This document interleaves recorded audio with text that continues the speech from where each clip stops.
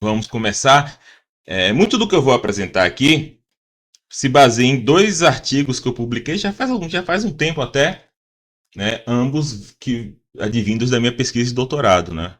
O primeiro deles se chama When the Bayesian Ideal is Not Ideal, foi publicado nessa revista aqui, Logos e Episteme, que é do Instituto de Economia de Pesquisa Social e Econômica da Academia Romena, né? Nesse artigo aqui que eu apresento alguns resultados que foram ou não foram obtidos por meio de simulações computacionais, né? Trata de um texto relativamente técnico, né? E por isso aqui eu vou tentar expor a pesquisa de maneira mais informal e, consequentemente, de maneira mais resumida. O outro artigo, que eu baseio minha fala, se chama Epistemologia Computacional, uma provocação, e foi publicada nesse dossiê temático sobre abordagens alternativas para a epistemologia na revista Perspectiva Filosófica da Universidade Federal do Pernambuco, né? Então, esse artigo aqui, ele apresenta o programa da epistemologia computacional. Tá? Quando eu fiz meu doutorado, eu não conhecia nada, não conhecia nenhuma outra pessoa que tivesse fazendo esse tipo de coisa, mas depois eu vi que tinha bastante gente até. Né? Na época eu não achei por algum motivo. Então, nesse artigo aqui, ele é mais ou menos com uma revisão bibliográfica e uma tentativa de explicar de maneira mais geral esse programa, né? Então, nesse artigo, por exemplo, eu discuto razões de por que seria interessante utilizar simulações computacionais para estudar epistemologia e faço uma pequena revisão, coisas que eu achei na época, né? Esse artigo aqui é de 2019, algo assim, 2019, então provavelmente já tem mais coisa, né? Não continuei olhando a bibliografia. E esse artigo aqui, ele depois saiu como o verbete Epistemologia Computacional desse livro aí, que é o Compêndio de Epistemologia, que foi organizado por Rogel de Oliveira, Kátia Tcheverri, Tiege Rodrigues, pessoal do Sul, Carlos Sartori, né? Na época eu estava fazendo pós-doc na Federal de Santa Maria. Tá? Então, esse livro aí dá para ser baixado de graça no site da Editora Fio. O artigo. Os outros dois dá para baixar de graça também, tá? No site das respectivas revistas, tá? Então, a primeira parte aqui que eu quero falar é sobre a justificação. Por que fazer epistemologia computacional, né? Eu sinto que, geralmente, a gente meio que deixa essa... Na filosofia, principalmente, tá? A gente meio que deixa essa seção de justificação meio de lado, né? Parece que é algo assim que é óbvio. Né? Metodologia e justificação, muitas vezes em projetos de doutorado, mestrado em filosofia, a gente meio que deixa de lado, mas eu acho que é uma parte crucial, tá, de qualquer pesquisa justificar por que você está fazendo aquilo, né? Por que a gente deve investir dinheiro, no caso da gente que pesquisa com dinheiro público, e tempo nessa pesquisa e não em qualquer outra. Eu acho que é uma questão importante, tá? Então, falando aqui da epistemologia computacional, um dos projetos centrais da epistemologia, no geral, tradicional, vamos dizer assim, é o de oferecer uma análise do conhecimento, né, que é tipicamente entendido como um conjunto de condições necessárias e suficientes, né, prover um conjunto de condições necessárias e suficientes para a aplicação do conceito de conhecimento. Na execução desse projeto, os epistemólogos comumente utilizam o que a gente chama de método de casos. Ou seja, eles descrevem um caso fictício de um sujeito numa determinada situação e consulta suas intuições sobre se esse é um caso de conhecimento ou não. Daí decidem se esse é um contra-exemplo para determinada teoria. Né? Os casos mais famosos de contra-exemplos à proposta de análise são os casos de Goethe. Né? Mesmo que nós aceitemos que intuições epistêmicas têm algum papel evidencial, dificilmente elas seriam infalíveis. Provavelmente elas são falíveis, porque nossas faculdades, no geral, são falíveis. Então, dado que intuições são falíveis, há o risco de descartar uma boa teoria com base em uma evidência intuitiva inadequada. Né? E, além do mais, para evitar esses contra-exemplos, as análises tendiam a ficar cada vez mais complexas, né? Acho que tem um círculo vicioso aí nesse tipo nesse programa de pesquisa, que é análises cada vez mais complexas e contra-exemplos cada vez mais complexos, né? Porém, ainda mais se você está usando intuições como evidência, nossas intuições tendem a ficar menos confiáveis quando lidamos com situações menos cotidianas, né? Como esses exemplos mais intricados, vamos dizer assim. Esses problemas, né, o peso excessivo dos contra-exemplos isolados e a complexidade crescente das análises já me inquietavam desde 2016, né, que foi quando eu terminei o doutorado, e esse artigo é de 2019, eu tentei colocar isso daí no papel, né, coisas que me inquietavam com a epistemologia tradicional. Naquele momento, e até minhas ideias careciam de maior refinamento. Eu tinha mais uma intuição do que uma teoria pronta sobre isso, né? E eu meio que me sentia meio que isolado nessa posição, então nem tratava muito do assunto. Eis que em 2024, Timothy Williamson lançou esse livro aí, Overfitting and Heuristics in Philosophy, com ideias muito semelhantes a essas que eu estou falando, mas agora desenvolvidas por um filósofo muito mais habilidoso, né? Só para explicando aqui de maneira geral, overfitting é algo que ocorre em estatística, em vocabulário de várias ciências, ocorre quando uma teoria ou modelo se ajusta demais aos dados disponíveis, né? Inclusive há exceções e ruídos, né? A gente sabe que todo dado experimental tem ruído, tem exceções, e se você fizer uma teoria que explique todos os dados, não necessariamente ela é a melhor teoria, porque ela vai estar explicando o ruído, né? E é uma teoria que explique todos os dados, ela perde a capacidade de generalizar. Ela explica todos os dados presentes, mas quando vir um dado futuro, você tem menos possibilidade de explicar aquele dado. Ao contrário, uma teoria mais geral que não explique todos os dados presentes, porque supõe que alguns são ruídos ou são pontos fora da curva, muitas vezes tem um poder preditivo maior, né? Então é como tentar explicar cada pequeno detalhe de um caso específico, criando uma teoria tão ajustada que ela só funciona ali, mas falha em situações semelhantes, né? Então, nesse livro aí, o Williamson ele tenta diagnosticar vários casos de overfitting em filosofia, né? Então, uma passagem aqui do livro, né, que tem pontos muito parecidos com aqueles que eu estava colocando, só que o Williamson está comentando contra-exemplos à teoria dos contrafactuais, e não teorias do conhecimento, tá?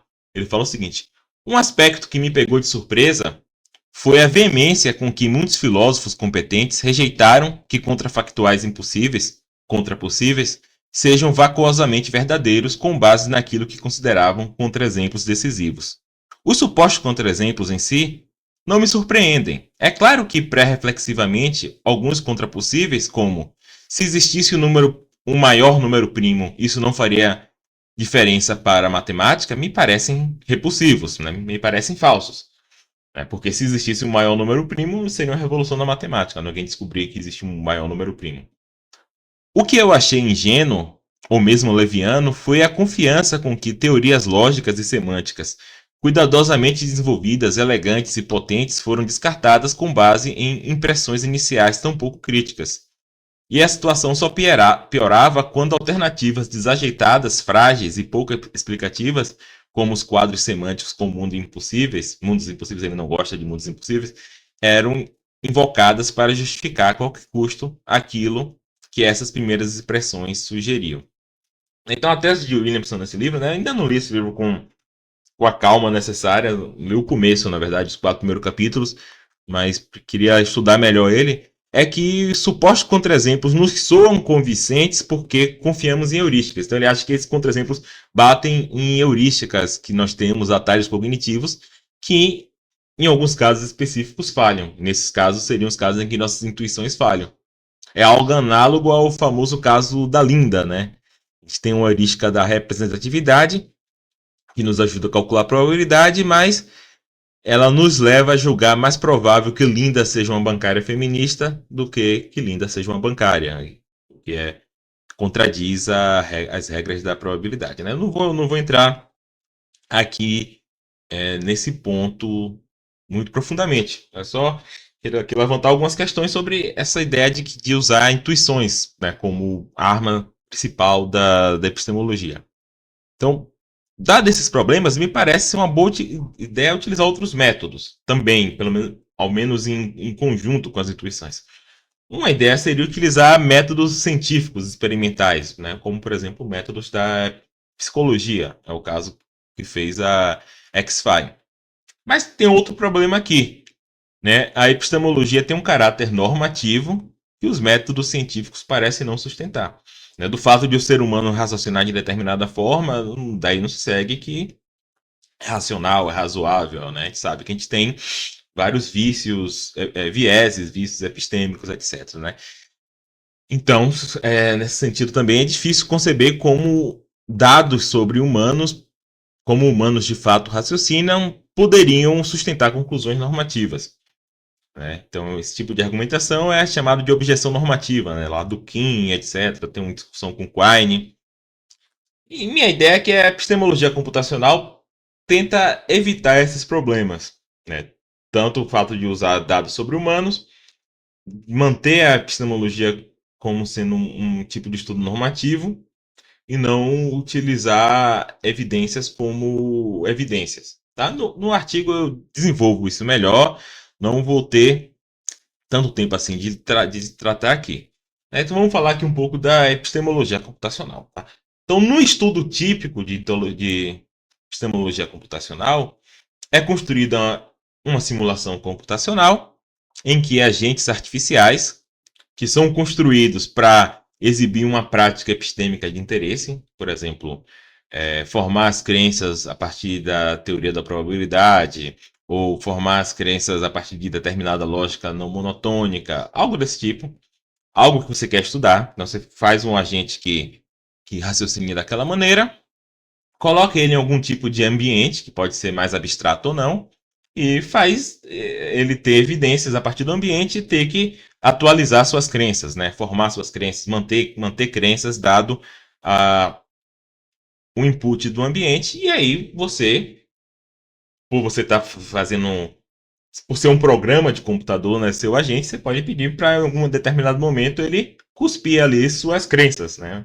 E você pode analisar aquilo dali, pode ver o quanto ele acerta, várias coisas, fazer vários gráficos, esse tipo de coisa. Né? Então, o objetivo é estudar, avaliar práticas epistêmicas a partir dos seus impactos nas crenças do agente. Né? Por exemplo, o número de crenças verdadeiras ou falsas. Só um ponto aqui, né? Quando eu falei ambiente, o ambiente pode conter outros agentes. Né? Se o que está querendo estudar são questões de epistemologia social, por exemplo, o ambiente vai conter outros agentes, né? Você vai ter testemunho, esse tipo de coisa. Então, essa abordagem é adequada para o estudo da noção de racionalidade epistêmica, entendida aqui como uma propriedade de que uma determinada prática epistêmica pode maximizar ou não. Racionalidade epistêmica seria a propriedade de determinada prática epistêmica de maximizar algum tipo de valor epistêmico. Tá? Tem várias propostas do que seriam valores epistêmicos, né? Consistência, coerência, etc. Suporte evidencial.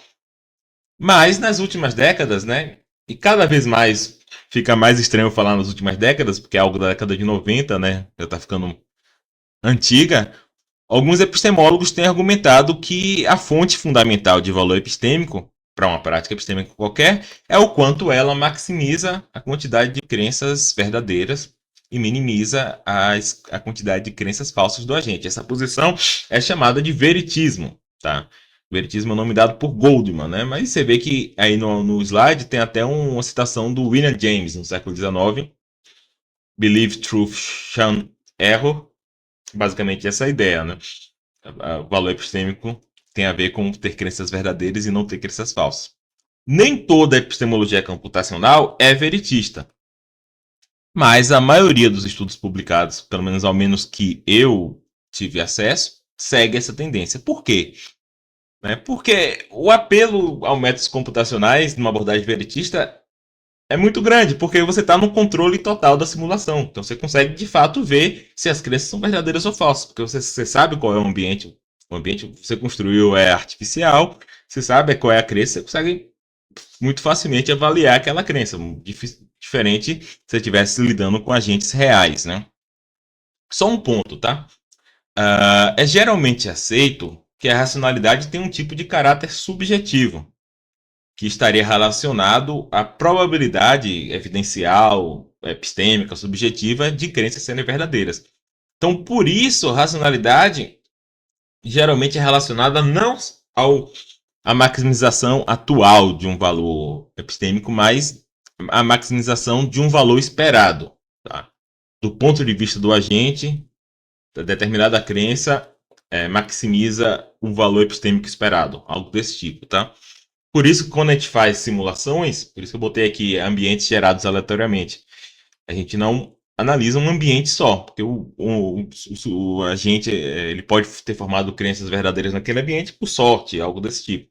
Geralmente a gente fixa alguns parâmetros, né? Parâmetros que a gente quer estudar, e os outros parâmetros a gente faz de maneira aleatória, e geralmente a gente gera milhares, né, de ambientes, 100 mil trials, faz 100 mil vezes, roda a simulação 100 mil vezes e tira a média.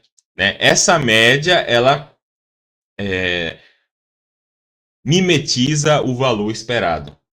Tá? A média dos valores atuais em 100 mil trials. É como se a gente estivesse testando 100 mil possibilidades e vendo como é que o agente se sai em cada uma delas. E essa média aproximaria o valor esperado. Claro, quanto mais trials você faz, mais seus gráficos vão ficar mais lisinhos, né? Vai ter menos pontos fora da curva, mas existe um problema de recurso computacional. Né? Então, na minha simulação mesmo, tinha dois modelos, né? Um modelo não monotônico era bem leve, então eu conseguia rodar até 1 milhão se eu quisesse. O modelo bayesiano não era leve, né? Tive que, às vezes eu deixava dias rodando, quando o ambiente era grande demais, é, porque era muito pesado, meu computador não aguentava, tive que tentar rodar em outros lugares, etc. Então tem uma questão aqui computacional. Né? Então, no caso de práticas epistêmicas muito simples, né, como a adoção de poucas crenças, muitas vezes a gente consegue, né, e se a gente tiver também um ambiente muito abstrato, a gente consegue avaliar a racionalidade de agentes analiticamente, vamos dizer assim, né, ou seja, através de considerações a priori, através de contas matemáticas. É o caso, por exemplo, dos argumentos do livro holandês, né, argumentos que nós temos de que determinadas práticas epistêmicas são mais racionais, outras não são, analíticos, de maneira analítica. Agora, quando as práticas são mais complexas e os ambientes são mais complexos, dificilmente a gente consegue fazer isso. Né? Por exemplo, vamos dizer que eu tenho a seguinte pergunta: qual dessas práticas é epistemicamente mais deletéria para uma comunidade de humanos, vamos dizer assim? A mentira ou a falação de merda? A falação de merda aqui é um termo técnico, tá? Lá do Frankfurt. O cara repetir ou falar coisas sem ter interesse, na verdade, né? Ele tem um interesse ali performativo mais do que no valor de verdade. Então, o que é pior? É o cara mentir, tentar enganar o outro, né? Ou seja, epistemicamente, não seja, o que gera mais crenças falsas? É a mentira ou a falação de merda? Né? Não tem um argumento analítico, a priori, que você consegue fazer para saber isso. Tem que fazer algum tipo de estudo. Seja algum tipo de estudo empírico, que pode fazer e vai ser interessante, né? Não é irrelevante para a epistemologia, ou computacional, né? Para poder chegar a uma conclusão aqui. Então, em casos como esse, parece ser uma boa ideia construir uma simulação em que agentes que mentem e que falam merda atualizam suas crenças interagindo com outros agentes, numa rede de agentes, né? Uma rede maior ou menor. Né? E esse tipo de coisa que o pessoal faz. Tá? Então aqui eu vou tentar fazer agora uma pequena revisão bibliográfica, tá? De coisas que existem de epistemologia computacional. Primeiro, no caso da epistemologia individualista, ou seja, que considera apenas um agente, e epistemologia social, que considera grupos de agentes. Tá? No caso da epistemologia individualista, né, e foi o que me fez querer fazer epistemologia computacional, você tem o John Pollock. Tá? O John Pollock infelizmente ele morreu.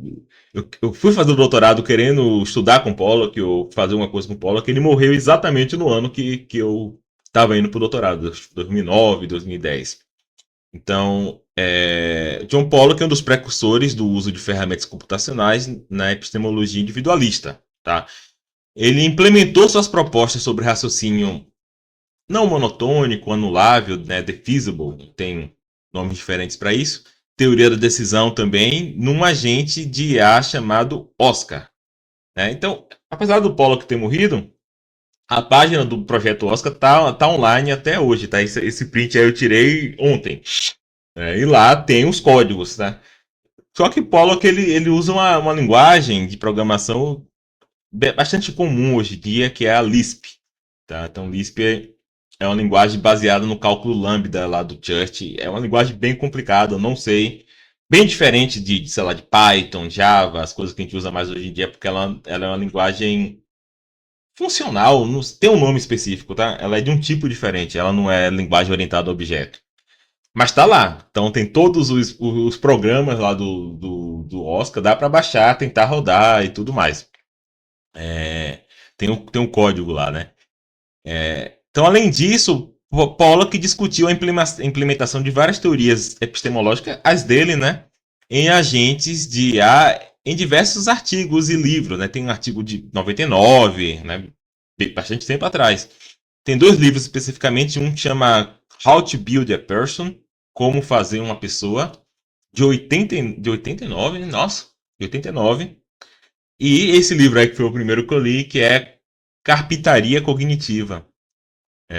Um blueprint, né? Blueprint é tipo aqueles planos que faz para fazer arquitetura, que lá nos Estados Unidos eles usam papel azul, não sei se é que eles usam também, de como construir uma pessoa. Né? Então aqui ele está discutindo as teorias epistêmicas dele, ao mesmo tempo que ele está discutindo esse agente artificial que é o Oscar. Tá? Apesar da importância de Pollock para o campo, eu creio que ele não se dedicou à epistemologia computacional no sentido específico que eu falei acima. Né? No geral, Pollock utilizou o Oscar mais como uma maneira de expressar claramente as teorias dele. Né? Então ele fala, a ideia dele é o seguinte: minha teoria é tão clara e bem feita que eu consigo programar ela. Mas ele não que eu lembre, pelo menos nesses dois livros, ele não roda nenhuma simulação e analisa dados da simulação. Então, escrever o programa é tipo a parte final. Ele não roda o programa para ver no que dá. Ele discute os problemas de escrever, etc., os algoritmos, mas não trabalha realmente com dados. Então, por isso eu acho que ele não faz epistemologia computacional nesse sentido específico que eu estou falando. Tá? Então, vamos falar aqui outros casos aqui de epistemologia individualista. Né? Um tema que tem motivado artigos bastante interessantes de epistemologia computacional individualista é a inferência à melhor explicação. Né?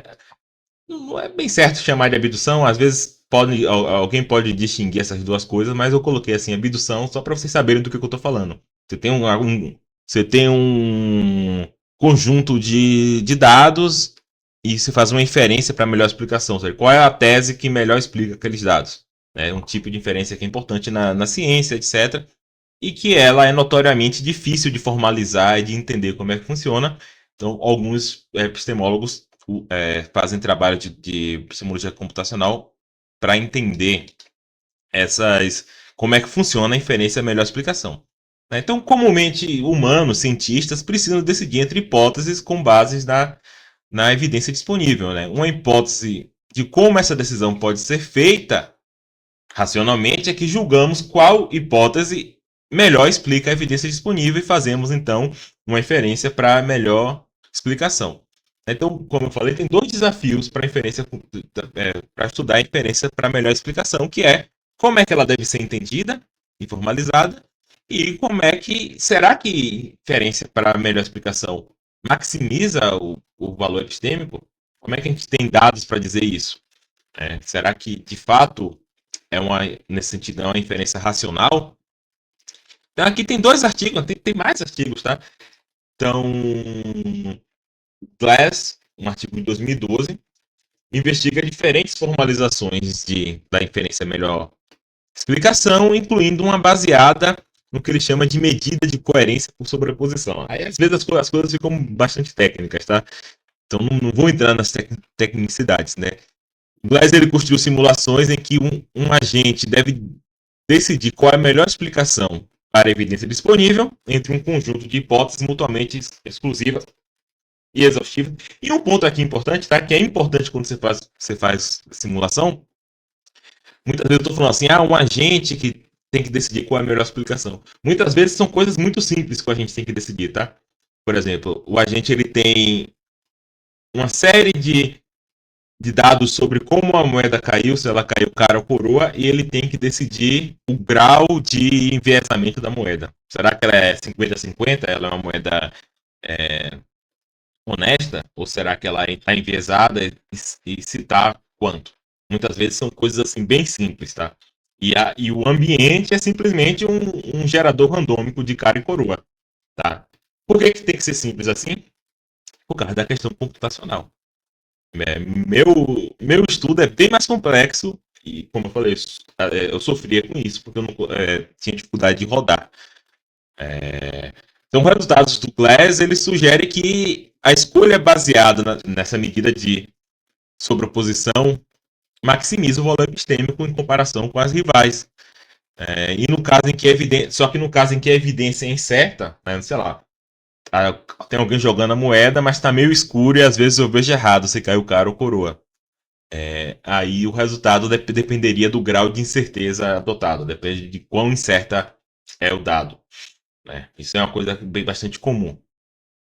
Aí o Dovin, né? Igor Dovin é um cara muito importante nessa área, tá? Ele tem alguns artigos de epistemologia computacional. Tem um orientando dele, né? Eu cheguei até conversar bastante com ele. Não sei falar o nome, é TRPIN. TRPIN, não sei como é que fala, mas ele tem uns artigos também bastante interessantes sobre inferência, a melhor explicação, deixei aqui de fora, mas citá-lo aqui. Então, o Dovin ele constrói simulações em que, novamente, ele compara um agente bayesiano, ou seja, que calcula a probabilidade, né, como diz a teoria, como manda o figurino na teoria da probabilidade, e um explicacionista, ou seja, um cara que aplica inferência para melhor explicação na formalização específica lá que o Dovin usa. Então, esses dois caras assistem uma mesma sequência de lançamentos de moeda e tentam descobrir seu grau de enviesamento, né? Foi esse exemplo aqui que eu dei. Os resultados sugerem que, além de convergir para a resposta rápida mais rapidamente, né, o explicacionista acerta mais rápido, ele minimiza a inacurácia na maioria dos casos. Por quê? Porque tem um resultado analítico de que o bayesiano ele vai minimizar a inacurácia média. Então, não dá para discutir isso daí. Mas o explicacionista ele ganha na maioria dos casos. O problema é que quando ele perde por muito. E aí por isso que na média ele é pior. Mas na maioria dos casos ele ganha. E daí o Dovin coloca a discussão. Tá, o que é mais importante? Ser melhor na média ou ser melhor na maioria dos casos? Se fosse uma aposta, eu ganhei 70 apostas, perdi 30. As que eu perdi por muito, né? Eu falei que ia ser 1-0 pro Flamengo, foi 8-0 pro Grêmio, sei lá. Mas e daí? Eu perdi, eu ia perder do mesmo jeito, de alguma forma, né? Então você tem essa discussão aqui sobre as próprias pressupostos da discussão. Tá, então esses aqui são alguns exemplos. Tá? Tem outros exemplos. O meu próprio trabalho, a epistemologia individualista, eu vou falar um pouco depois, maior. E vamos falar um pouco da epistemologia computacional social, tá? A gente sabe que, historicamente, a epistemologia se concentrou no sujeito isolado, né? Tava dando até essa aula hoje, teoria do conhecimento, né? Pegar lá Descartes, nas meditações, isso daí tá ao extremo, né? Descartes, ele tá tudo na primeira pessoa, ele tá ali, não, eu estou aqui de hobby, sentado na frente do fogo, né? Etc. Então, é o sujeito isolado na quest pelo conhecimento, né? O Locke fala assim: as coisas que a gente aprende dos outros não servem para nada, a gente tem que saber tudo por nós mesmos. Tem uma coisa assim muito grande de autonomia do indivíduo, né? Ali na modernidade. E a epistemologia, por causa disso, até o século XX se concentrou no caso do sujeito isolado. Você tem Hume ali, né? Que fala do testemunho, mas ainda assim ele é um reducionista, ele acha que o testemunho, para testemunho funcionar, você precisa ser capaz de auferir a confiabilidade do testemunhante e tal. Enfim, mesmo o Hume sendo uma exceção, e o Hyde, né, Thomas Hyde também, todo mundo ali só pensava no indivíduo, o indivíduo, o indivíduo. No século XX isso mudou, né, pelo próprio Goldman, que infelizmente morreu, né, morreu esse ano. O Goldman, o maior epistemólogo do século XX, é, foi o orientador do meu orientador. Então você tem um revertério, né? Uma reviravolta, e a epistemologia social ganha um espaço muito grande. No caso da epistemologia computacional, de maneira irônica, a parte social da epistemologia computacional é muito mais avançada do que a individualista, tá? A maioria dos estudos são de epistemologia computacional social. E tem motivos para fazer isso. É até mais simples fazer estudos de epistemologia social do que epistemologia individual. Né? Só para dizer aqui, estou chamando de epistemologia individualista quando a questão é um indivíduo. Mesmo no caso lá do Dovin, que você tem tipo um jogo, né? Você tem um indivíduo contra o outro, é cada um tentando formar seu conhecimento contra o outro, né? Você não tem testemunho, você não tem interação entre esses dois. Então, a epistemologia computacional social que eu estou falando aqui geralmente simula redes de indivíduos, né?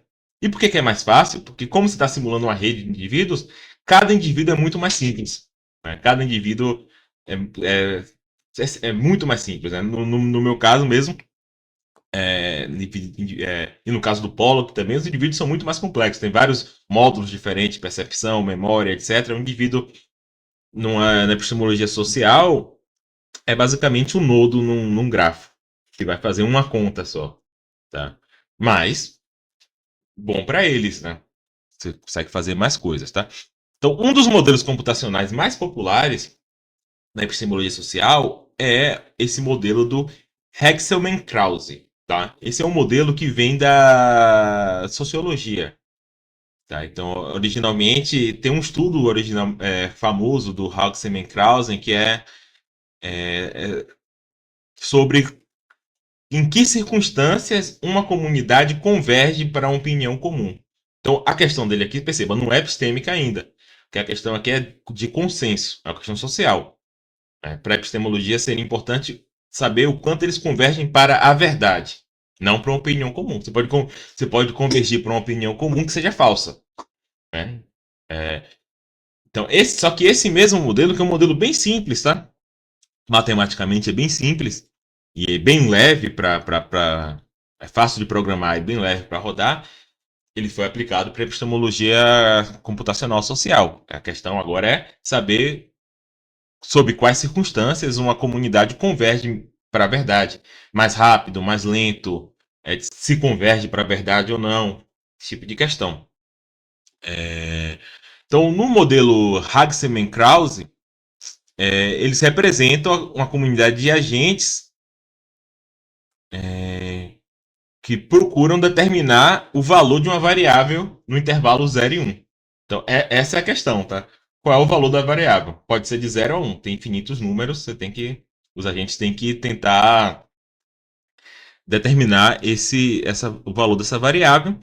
E eles podem fazer investigações, eles podem, né, fazer investigações particulares. Né? Vamos dizer que ele pense que a variável é 0,5, ele pode investigar e saber, não, é menor do que isso, ele vai adotar um número menor. E além disso, também eles conversam com os outros nodos que estão perto, que estão ligados a ele. Né? Ele conversa com os vizinhos, vamos dizer assim. E aí eles ouvem a opinião do vizinho, que também fez a investigação particular, e, né, essa aqui é a parte mais polêmica do modelo, eles dividem a diferença. Né? Então, se eu tenho a crença de que a variável é 1 e meu vizinho tem a crença que é 0, a gente divide a diferença e, então deve ser meio, tá? É, basicamente esse é o modelo.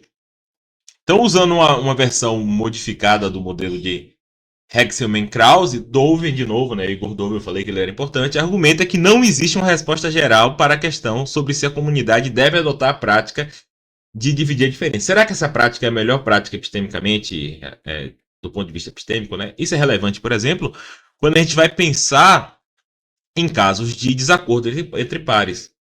Né? Então, se vamos dizer, metade da comunidade científica acha que o ser humano tem 300 milhões de anos e a outra metade acha que tem 100 milhões de anos, é um exemplo maluco que eu inventei agora, tá? Será que eles devem dividir a diferença e falar, então vamos adotar que ele tem 200 milhões de anos?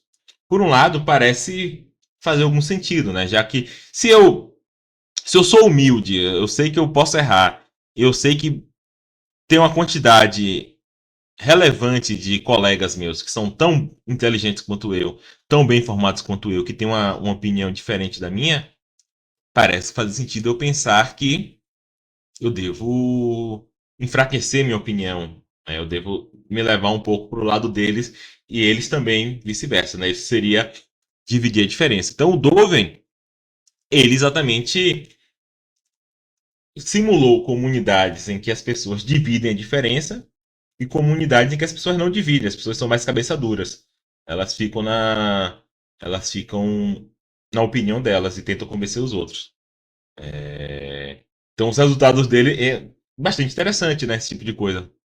É, os resultados dele sugerem que comunidades que dividem a diferença tendem a convergir mais rapidamente a uma distância moderada da verdade. Por outro lado, comunidades que não dividem a diferença, apesar de convergirem mais lentamente, convergem para uma distância menor da verdade. Né? Então, interessante. A comunidade a galera que divide a diferença converge mais rápido a algo próximo da verdade.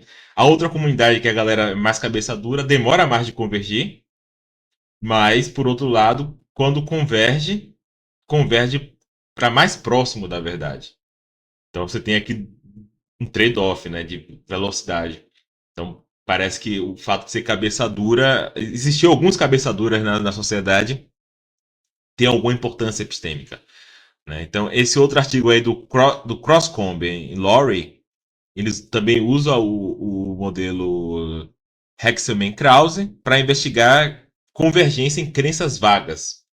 Né? Os resultados sugerem que a comunidade que divide a diferença converge para crenças menos vagas do que as que só as que não dividem a diferença. Né? Então, enfim, são bastante interessantes esses artigos aí. Outro modelo bastante comum, e esse aí é interessante por quê? Porque esse daí, né, o Eric Olson e a Sophie, eu imagino que Sophie deve ser mulher, tá? Sophie Angeren, o pessoal aí do Escandinávia, desenvolveram esse Laputa, né? Que ao mesmo tempo é um modelo mais menos fechado do que o modelo de Hexelman-Krause, tá? Então, o modelo de Hexelman-Krause é todo fechado, né? Então, os caras só atualizam do mesmo jeito, etc. Eles fizeram esse modelo que tem mais graus de liberdade e, ao mesmo tempo, eles fizeram um software. Então, você consegue baixar o software e fazer sua simulação. Tem vários parâmetros que você pode mudar. Você pode aumentar o tamanho da rede, diminuir, mudar o quanto os caras dividem a diferença, os quantos os caras são cabeça duras, você pode modular isso e fazer sua simulação. Né? Então é uma plataforma amigável para gerar simulações no Laputa. Ontem, quando eu fui fazer esses slides, eu entrei lá no site. Né? Anteriormente já tinha baixado esse programa, já tinha usado. Ontem, quando eu fui baixar, eu não achei o site do programa. Então, por algum motivo, ele tirou do ar, tá? Mas ainda dá para baixar o programa. Tem um lugar que dá para baixar. Nesses sites assim de baixar programas em geral, eles pegaram esse programa e tá lá, o Laputa 1.6. Aí eu não sei, assim, eu teria que ler os artigos mais novos do Olson e da Sophie para saber por que eles tiraram. Talvez eles tenham uma versão mais nova, talvez agora eles só disponibiliza as versões para quem pedir, eu não sei. Mas dá para baixar esse ainda aí, o Laputa 1.6. Então eles são os agentes são modelados como nós em um grafo, né? Os nós aqui são essas partezinhas aqui, tá vendo? Essas bolinhas, né? São os agentes. E as arestas, as linhas que juntam, modelam canais de comunicação, né? Então, como no outro modelo, né, na HK, os agentes atualizam suas crenças através de deliberação, investigação particular e trocando informações com seus vizinhos, né, aqueles que eles estão ligados. Só que no Laputa é possível de você modificar vários parâmetros que são fixos no HK. Por exemplo, é possível escolher a estrutura da rede, é mais conectada, é menos conectada, quais agentes se comunicam com quais.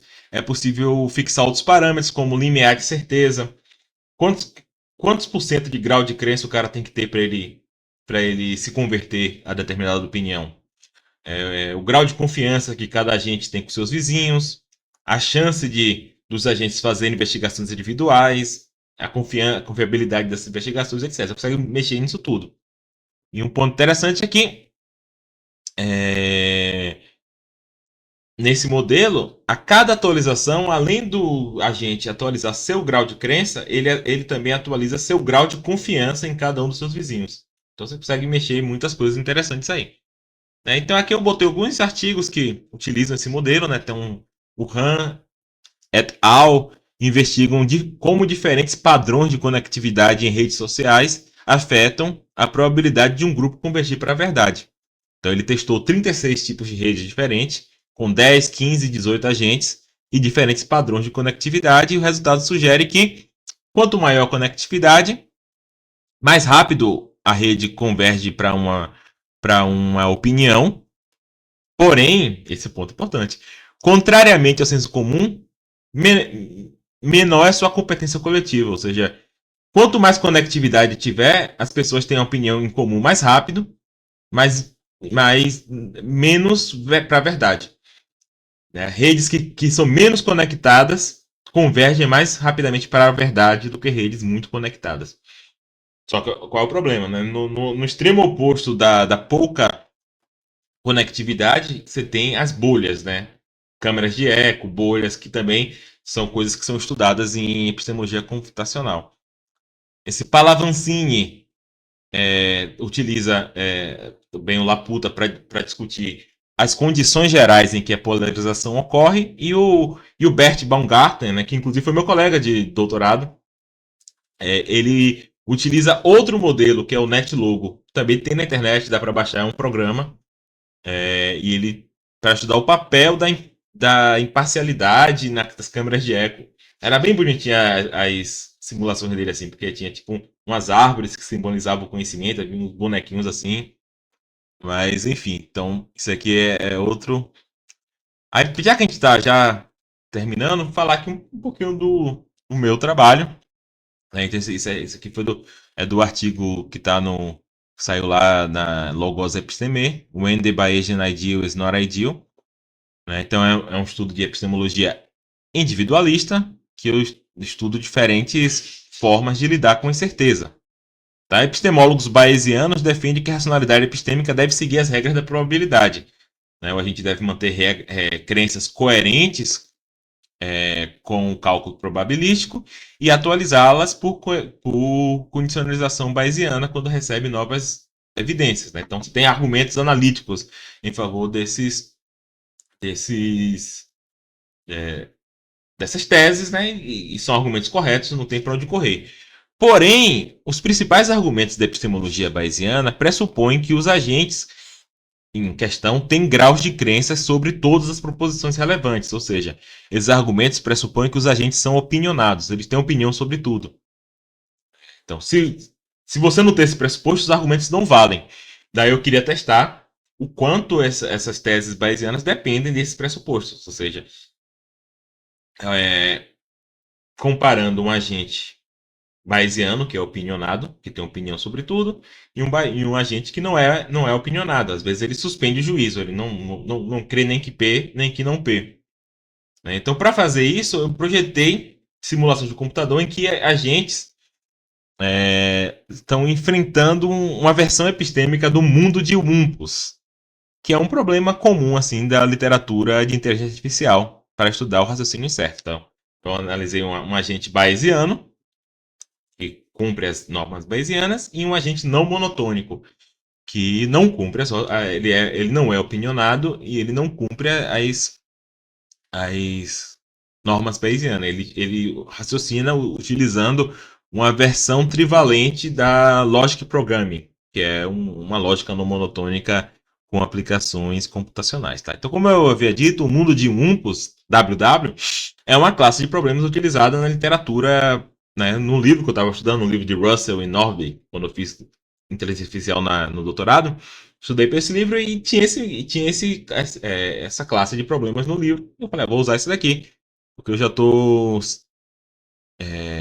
conhecendo ela mais ou menos bem. Então, ela é uma caverna, né? Então, aqui, essas figuras aqui do lado, né, seria o mundo do Olympus. É uma caverna composta por salas conectadas. E nessa caverna, em algum lugar, está o Olympus, que é o monstro, tá? E também nessa caverna tem salas que tem poços sem fundo, que se o agente entrar nessa sala, ele morre. Se o agente entrar na sala do Umpis também, ele morre. E ele tem que encontrar o ouro. Né? Aqui tem, tá vendo o ourinho aqui, tá aqui embaixo. E a questão é a seguinte, ele não consegue observar diretamente nem o Umpus e nem os poços. Porque se ele entrar nos lugares, ele morre. Mas em volta, nos quadrados em volta do quadrado onde tem o Umpus, tem um fedor. Ele consegue sentir um fedor, que é esse rosinha aqui, ó. Então daqui você vê que o Umpus está aqui, ó. Nesse quadrado aqui do meio. E em volta dos lugares onde tem um poço, ele vê sente um vento. Sei lá, qualquer coisa, tá? Que é aqui, então ele evita, ele tem que saber a probabilidade se tem um poço ou não ali para evitar aqueles lugares e explorar os outros até encontrar o ouro. Tá? Então por isso que é um problema de certeza, né? Você não tem informação direta, você tem só informação indireta. Então, por exemplo, vamos pensar aqui nessa terceiro quadrado de cima para baixo. Não sei se vocês estão vendo meu cursor, provavelmente não. Ah, se eu botar aqui, vocês veem. Pera aí. Se eu botar em cima do. Nesse quadrado aqui, ó. Nesse quadrado, será que tem um poço aí? Não sei, porque esses ventos que estão do lado podem ser explicados por haver um poço aqui. Se haver um poço aqui, só que na verdade não tem um poço aqui, porque se tivesse um poço aqui, teria um vento aqui. E não tem. Então eu sei que não tem um poço aqui. Porque não tem um vento aqui, ó. Se tivesse um poço aqui, teria um vento aqui. Mas não tem, então não tem um poço aqui. Então esses ventos são explicados por haver um poço aqui e haver um poço aqui. Só que isso é o que a gente tem que raciocinar, né? Para evitar o lugar certo. Então ele pode. Então, a princípio, esse agente ele pode vir aqui. Só que ele não vai vir aqui porque aqui o monstro está aqui. Porque você vê que tem em volta ali os fedores. Então a gente ele tem que raciocinar tudo isso. E achar o ouro, né? O objetivo é achar o ouro e sair da caverna com ouro. Só que eu desenvolvi uma versão epistêmica desse puzzle, que além de sair com ouro, o agente ganha pontos se ele souber a localização dos poços. Se ele souber a localização dos poços do monstro, né? E então, beleza. É um. E essa caverna ela vai aumentando, né? Ela começa com 2 por 2 e eu testei até 12 por 12. Então é uma caverna bem grandona, é bem difícil. E aí, 12 por 12 que meu computador não rodava direito, né? Por isso que eu não testei mais, senão eu testaria maiores. Então, são um problema bem mais complicado do que olhar uma moeda, né? Então aqui você tem o agente, ele tem que ter percepção, ele tem que ter um tipo de memória, ele tem que ter uma cognição prática, ele tem que fazer planos, né? Qual caminho ele vai seguir. E aí, nessa coisa dos planos, que eu uso uma técnica de IA. É engraçado, eu uso um argumento de Dijkstra, né? De Pathfind, de achar caminho. Que na época que eu estudei IA, era IA, né? Hoje em dia, quando a gente pensa em IA, a gente só pensa em LLMs, né? ChatGPT, essas coisas, né? O argumento de Dijkstra, ou algoritmo de Dijkstra é uma coisa bem simples, né? Mas que é tecnicamente IA. Então, esse bichinho aqui, ele tem IA nele, né? Ele é um agente de inteligência artificial. Claro, eu fiz teve uma época que eu fiz aí Fiz uns GIFs, né? Peguei no RPG Maker esses tiles aí do fundo, essas coisas, e fiz um GIF. Mas depois eu perdi os GIFs, aí eu fiz uma coisa mais acadêmica, né? Botei só umas setas, umas coisas mais menos óbvias, assim. Aí beleza, né? Aí eu rodei essa simulação, rodei em três condições diferentes, né? Essa parte aqui até é mais importante falar. Uma condição que seria a condição normal. A probabilidade de ter poços em cada quadrado é de 10%. E a probabilidade, eu coloquei uma coisa chamada poços aleatórios, às vezes, brisas aleatórias e fedores aleatórios. Às vezes o cara tem uma brisa em um lugar que não tem poço nenhum. Ela é simplesmente aleatória, como se fosse uma ilusão de ótica, algo desse tipo. Então, nessa primeira condição, essas duas probabilidades são fixas. A probabilidade de ter uma brisa aleatória é de 1% e a probabilidade de ter um poço em um quadrado qualquer de 10%. E aí eu fui aumentando a caverna de 2 por 2 até 10 por 10. A condição 2, a caverna é fixa em acho que 5 por 5 ou é 6 por 6, não lembro agora. E eu fui aumentando a probabilidade de ter poço. De 0 até 100%. É claro que 100% o cara não faz nada, né? Ele só chega lá e fala assim, tem poço todo lado, eu vou embora. Nunca pega o ouro, né? Porque tem poço em todo lugar, não dá pra pegar ouro. E na condição 3, a probabilidade de ter poço é igual e a probabilidade de ter ilusão de ótica vai aumentando. Ou seja, os sensores dos agentes começam a ficar cada vez piores. E aí eu queria ver qual modelo lida melhor, por exemplo, com sensores ruins, etc, etc. E aí eu fiz 100 mil tentativas, etc, etc. Não tem como eu entrar muito no meu artigo, tá? Aí gera assim uns gráficos tipo esse aqui é do agente bayesiano, né? Aqui é porque eu testei diferentes é, equações para avaliar, chamei aqui de equação alfa, equação beta, que vendo aqui alfa velho, beta velho. Então avaliei eles usando duas equações diferentes e usando três maneiras de medir a quantidade de erro, que é Brie score, que é quadrático, absoluto, né, que é sem um quadrado, e logarítmico. Aí por isso que tem três, tem. Agora não lembro mais, o X é o logaritmo, o Y, o cruz é o absoluto e o outro é o Brie score, não sei. Então aqui são resultados para o Bayesiano. Aqui são os resultados do não monotônico. Tá? O que tem interessante nos resultados? Você vê que na condição 2, esse daqui que são tracejados é tipo a sombra do outro, né? Para poder comparar. Então você vê que na condição 2 o modelo não monotônico é bem ruim. Você vê que ela vai caindo aqui, ó. Ela cai rapidamente quando você aumenta a probabilidade de erro sensor ruim. Enquanto o Bayesiano não. O Bayesiano ele fica mais de boa. Ele diminui, mas ele meio que estabiliza em determinado momento. Né? Então o não monotônico é bem ruim na condição 2. Porém, na condição 3, de maneira bizarra, o não monotônico é melhor do que o bayesiano. Então você vê que o não monotônico ele piora e depois ele começa a melhorar. E o bayesiano ele piora muito mais, dependendo do modo como você está medindo. Só que o estranho é que na função alfa o não monotônico é melhor, na função beta o não monotônico é bem pior. Então, por isso, eu usei isso daí para discutir qual dessas funções era melhor, por que essas funções são diferentes, etc, etc. Então, aqui é o caso, de maneira intuitiva, o caso a condição 3 é o caso em que a quantidade de. Eu acho que a quantidade de poços vai aumentando. Né? Então, chega um momento que você não consegue sequer explorar a caverna. Né? Só que, então, nesse momento que você não consegue explorar a caverna, o não monotônico ele suspende o juízo sobre o que tem na caverna. Enquanto o bayesiano ele tem que ter crença sobre tudo, né? Então ele vai utilizar, sei lá, um princípio da incerteza, alguma coisa assim, para formar crença.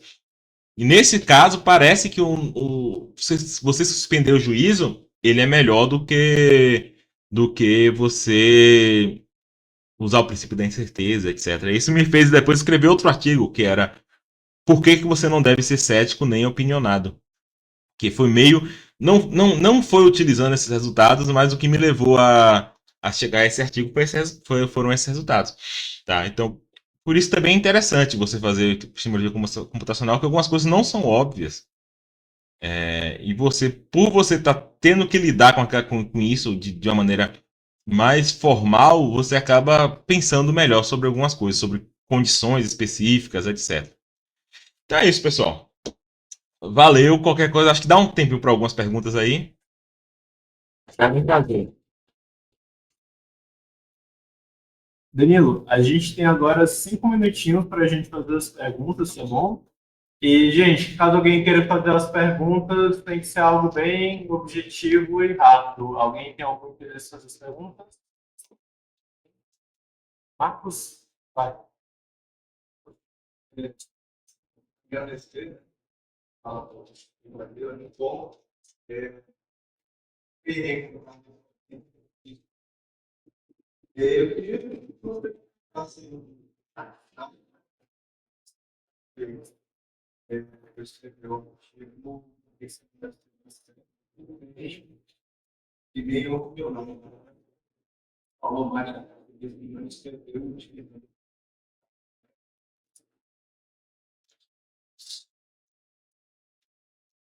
Tá, como eu disse, nesse artigo, né? Esse artigo aí, ele até saiu na revista bem boa, saiu na Episteme, que é de Cambridge. Eu fiquei até assustado, né? Às vezes eu mando as coisas para a revista até esperando que seja rejeitado, né? Pelo menos eu vou receber novas revisões para melhorar, né? Mas nesse caso os caras aceitaram. Não, mas eu não utilizei nenhum dado assim de computação. Porque o que acontece? Quem faz epistemologia mais ou menos formal como eu fica meio que na sinuca de bico. Tá? Se o artigo tá técnico demais, aí eles mandam só para a galera de lógica. Só que a galera de lógica não tá se importando muito com a aplicação, né? Então eles acham simplesmente, isso aqui tá um modelo meio bizarro, né? Então você fica tendo que dosar o quanto de formalismo você consegue colocar para ainda mandarem o seu artigo para a galera de epistemologia. Então esse artigo especificamente ele não ele tem algum formalismo, mas ele é bem pouco, né? Então a ideia ali foi exatamente a partir, só que surgiu a partir a ideia surgiu a partir de eu tentar explicar esses dados, né? Então a ideia ali foi exatamente explicar, tentar pensar em que situações você deve suspender o juízo. Né? Então, o cético é aquele que suspende o juízo demais, né? E o opinionado é aquele que suspende o juízo de menos, né? Então, muitas vezes geralmente a gente opõe o cético com o dogmático, né?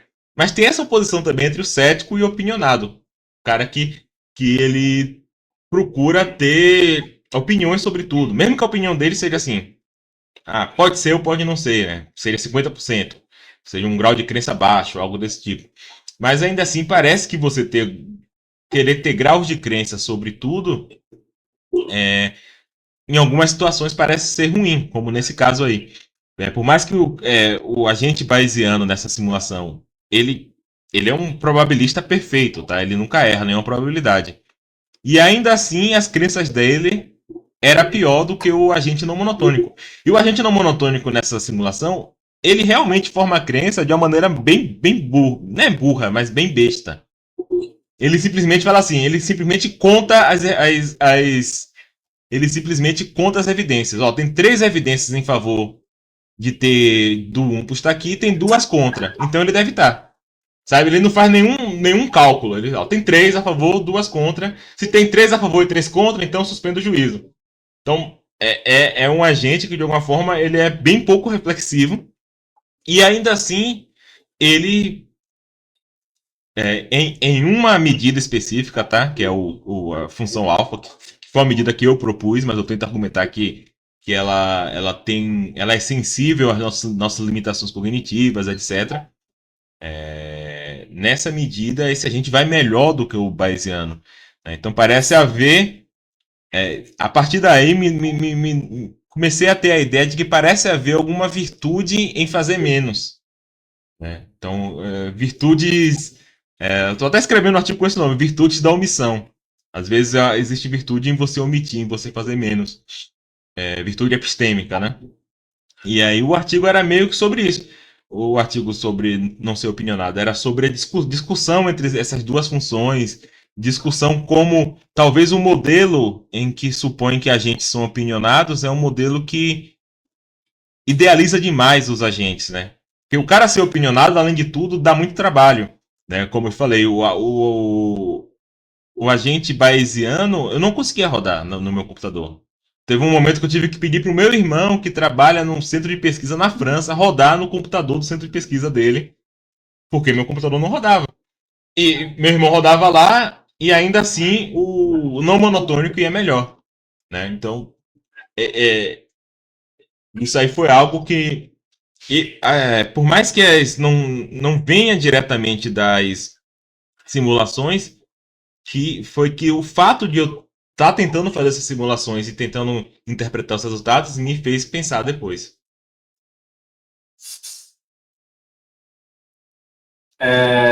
Danilo, muito obrigado pela sua apresentação, tá bom? Tô com a webcam para lá, por exemplo, aparecendo. E agradeço a apresentação e espero que a gente possa fazer esses encontros mais vezes no futuro, tudo bem? Obrigadão. Até mais. Tchau, gente. Até.